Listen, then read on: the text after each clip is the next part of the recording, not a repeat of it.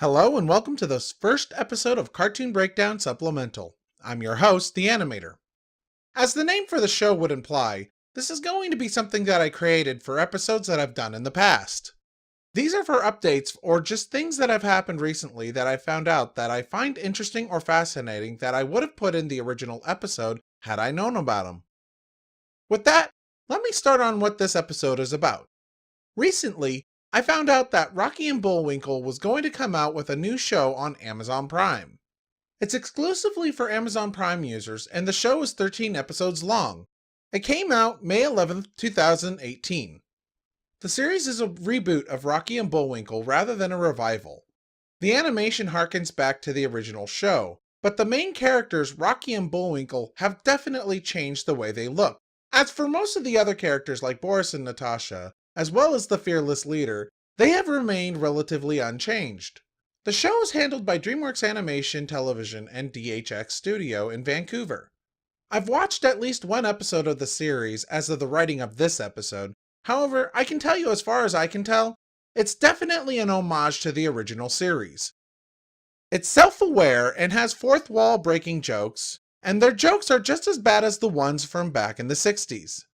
The voice cast includes one of my favorites, Tara Strong as the voice of Rocky, and Brad Norman as the voice of Bullwinkle. As much as I like Tara Strong, I do have to admit the duo doesn't exactly have the same sound as the original actors. However, you can very quickly get over this as the sense of humor endears you to the series and these characters. As for the other characters, you have Ben Diskin as Boris, and he does a very good job of it. And playing the part of Natasha is Rachel Butera, who definitely sounds like her 60s counterpart.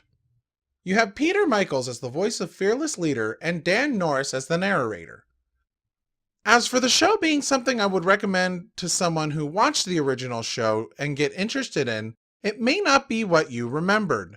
It's definitely more wild and wacky, and there's not a time where you're able to relax and let the jokes sink in.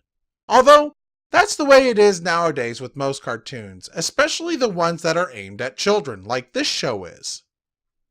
As for me, the episode I watched did get me to chuckle an awful lot more than what I thought it would, and I wouldn't mind going back to watch the rest of the series, mostly after I'm finished with what I'm watching now.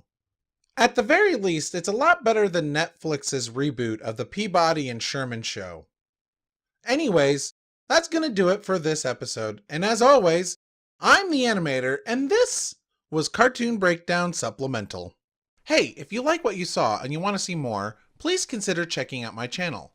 I have a lot of content there based around cartoons, and if that sounds like something you're interested in, go ahead and subscribe, as I would be very grateful. Another thing that would be very helpful is like this video and comment.